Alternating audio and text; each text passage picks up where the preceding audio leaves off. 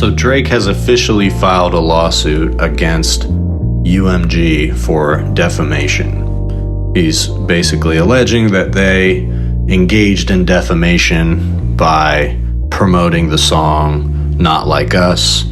He's once again kind of hinting that there was preferential treatment given to that song over him, which amounts to damaging of his reputation, etc.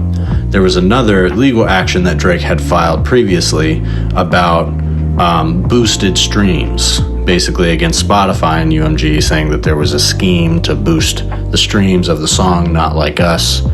And that one seems to have been settled in some way. It was supposed to be in discovery. It was basically a request for discovery on the part of Drake's team, and then in some meeting with them outside of court, they have decided to let it go. I guess that means it was settled, probably because the companies paid Drake off, or it could be that there was no merit to the claims, and so Drake decided to drop it rather than expose himself to discovery.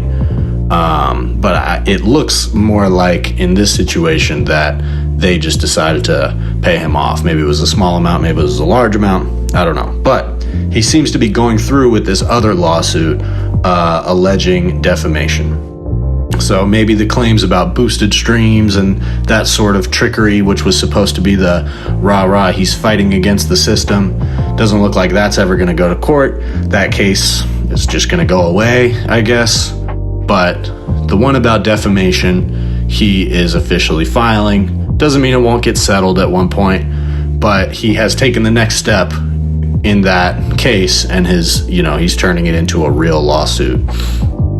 And so I want to talk about Drake's strategy here. Not so much his legal strategy. I only know so much about that. I'll talk about that a little bit because I think the cases are interesting, but they're complicated as well. And I think mainly it seems to me like they are essentially SLAPP lawsuits, which is, I think, mostly an illegal form of lawsuit, but it's basically designed to tie someone up in court, and it's essentially a way to attack someone's free speech indirectly. So if somebody publishes an article about you that you don't like, and you have the money to sue them, then you can, regardless of if there's any merit to this case, you can get them tied up in court for a while, and that essentially punishes them for what they said. And a lot of times it can force whatever it was that you didn't like that they said to be brought down, or they'll bring it down for various reasons, so as not to make things worse, whatever it is. So it's a way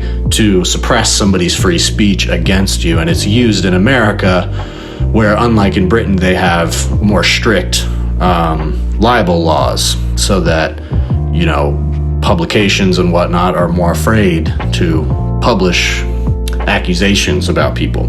But in America, there's more freedom around that, and so a way that a lot of rich people will go about trying to protect their reputation against nasty little things like free speech is they will do these SLAPP lawsuits. So that's what it seems like Drake is doing, and this is a classic rich guy move, right? This is old money. This is how they protect their old money, and I think Drake is at least partially an example of that. I mean, a lot of the money he made has been off of his own merit, but he's also, an actor and grew up at least well off enough to get himself into that industry. So, there is definitely a sense here that Drake is handling this the way a rich person would. And that's sort of the dynamic of the strategy that I want to talk about here, because now that the battle is over, at least for now, we'll see. It's possible that with the way they're kind of trading subliminals, that they'll get dragged back into an actual battle at some point. But I don't think Drake will do that, because he knows that he lost in that territory, and even if people want to argue about that, Drake, I just don't think, wants to put himself through that again. Even if you think Drake won, he's clearly getting put through much harder times because of this. I mean, he's filing lawsuits saying that he has faced damages because of Kendrick's songs and because of the consequences of these beefs. And so again, his part of his purpose is to try to re-inflict some of that financial damage, strain, stress on some of the parties that he feels are responsible for this. It doesn't seem like he's going after Kendrick directly, which is interesting. And that was something that Open Mike Eagle pointed out in his video of this. He said that if Drake was really trying to go after the people that were making the calls about this music, he would, for example, copywriting. He was claiming that UMG released the rights to copyright for various YouTubers to use their song in their content as a way to promote it. That's something that did happen. Kendrick waived the copyright for those songs so that people could make content about it, and that was part of the cultural impact of the song. But Drake is alleging that is some part of some kind of scheme. However, you can't, as I said, Kendrick and Kendrick's label are the ones that allowed those songs to be released of copyright in that context. The distributor, which is UMG, does not have the ability to make that call. And so Kendrick, as of now, is dropping all of his music on his own label. And that's a little bit of what I want to talk about here, because Kendrick for a long time was a part of TDE, super well-respected label that I have a lot of respect for. It's a small label out of California, but they have a ton of talent on there. And that is essentially where Kendrick was at when his career took off. And so then once Kendrick became a well-known figure, he started to kind of have a reputation and be known for not dropping music very often. It would be several years in between. We wouldn't hear anything, no clips, no updates, nothing. And this has also been the case for many, if not all, of TDE's artists. That takes a long time for them to drop. When they do, the music is great. And in general, TDE is excellent at rollouts. All of Kendrick's rollouts were excellent, and his music made the impact that it was meant to make at that time.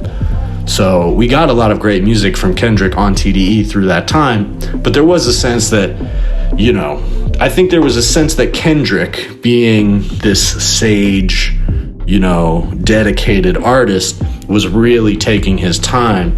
But in my opinion, it seems like the label has something to do with that. And I don't mean to speak ill of TDE, because it's probably just the fact that they're a small label and they're dealing with some of the biggest artists in the world, like Kendrick and SZA, And so in order to keep that IP and keep those artists sort of, happy under their control, then they have to work their asses off and pull these crazy rollouts off. And that's a tough thing to do.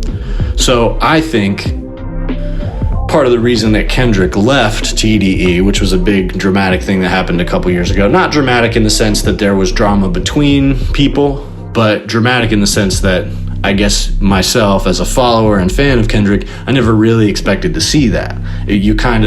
It's the type of loyalty found family kind of situation that you expect to be there forever, because they always talk about their loyalty to each other. They still talk about that now. These are people that came up together.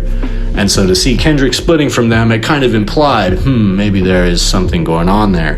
And I think really what it comes down to is that Kendrick having his own label, which he seems to have executed so far with a lot of savvy, his label has been moving pretty quietly thus far. But I think a big part of it was that he wanted the ability to do what he wants when he wants with his music. And that is sort of what I see him doing. We didn't get these big moments of like going at rappers by name and essentially starting these big, high profile rap battles. We didn't see that while Kendrick was on TDE. In fact, there was a leak of a song where Kendrick was, by name talking about rappers like Big Sean. I think he more subliminally went at A$AP Rocky and maybe Drake in those songs, but he definitely rapped about Big Sean by name. And this was at a time that people were speculating that Drake and Big Sean might have some beef. Maybe we're trading some subliminal disses. And come to find out a couple years later that Kendrick on the song Element was going to drop a diss of Big Sean. And you can look it up. That's real. That song leaked later on. And so that's an example of him wanting to put something like that on his album potentially, and it didn't end up there. Now, maybe that was his own artistic decision, but it seems to me that Kendrick has been wanting to say that kind of thing for a while and hasn't been able to because of the relationships of his label. And now he has more flexibility, and if he wants to drop diss tracks out of nowhere in the middle of the night or drop random songs out of nowhere on a random Tuesday, he can do that now, and we're seeing that a little bit more. And so that, I think, has gone a long way in terms of maybe not making him impervious to these lawsuits. Who knows? Maybe Drake is cooking up a lawsuit for Kendrick or Kendrick's label specifically. But it's interesting to me that Kendrick, now moving on his own accord, releasing music through PG Lang, he's not directly being sued in any of this. In fact, the people being sued are Drake's own label, UMG. So Drake is suing his own label, while Kendrick has a label owned by himself, where he's able to essentially continue doing whatever he wants and dropping music. So I'm not sure exactly what explains that dynamic, and deals of that kind are always very complicated. I think Kendrick still has deals of some kind with Interscope. Drake, who knows? I know that Drake doesn't own his very own label, but he owns a subsidiary of a label, being OVO. And Kendrick, PG Lang might be a subsidiary of Interscope, but I don't think so. I think it's his own company. But most smaller labels are branch offs of the big labels. Almost all of them are. So wouldn't be surprised if PG Lang is tied to Interscope somehow in that way. But the point being, he seems to have control over his own shit now. And while Drake kind of does because he has so much sway, we also see him thrashing now a little bit. He's thrashing in his deals, and it's possible that him levying these lawsuits is him kind of trying to use some leverage here, and it's less about what he's alleging on paper, and it's more about the fact that maybe he's unhappy with his situations with this label and these other entities like Spotify, and he wants to try to use his leverage to shake up the situation a little bit. So there's that end of it, the part that's going to play out in court, and possibly a significant part of it will play out outside of court. But that's the court-based stuff. But I've also noticed in general, when it comes to just the narrative, Drake is not letting go of trying to control the narrative. And I think that he made a calculation around the time that the beef was over, after all the songs were dropped. I think once it started to sink in, that public opinion was that he lost this bad, and that the song that, was the most devastating hit against him was becoming a huge hit. I think he decided that he was not going to let this go, and that his only move from this point was to essentially play the long game. And this is what Drake does best. This is what he's always done, where he keeps playing the game the way he'll play it. He keeps putting out hit songs. He keeps dominating the game as much as he can. And he tries to dominate the game politically as well, in terms of his relationships within the industry and that sort of thing. And while a lot of those relationships, I'm sure, are still there, that's what has been brought into question by all this, because not only did Kendrick kind of embarrass Drake on the sort of public side, but there's the question now of all of these relationships that Drake supposedly had as the industry darling. What's the state of that? And again, this fact that he's going after UMG is a reflection of this, that he is now writhing within his spot in the industry because he depends on all these relationships that he has, and now he is paranoid that these people are working against him actively, because if they're working against him, he's fucked, right? So it's another possible angle for these lawsuits, is that he's trying to establish his own leverage in a way that gives him some more autonomy, so that he can kind of control his own position when it comes to the business of this stuff, because that seems to have benefited Kendrick. And I think part of what Drake wants to do going forward, and this is sort of the point that I'm getting to, and it's very political, and that's why I wanted to talk about it. It strikes me as very political. And I think what he's trying to do is he wants to essentially shape the narrative over time and kind of chip away at this idea of Kendrick being the undisputed winner.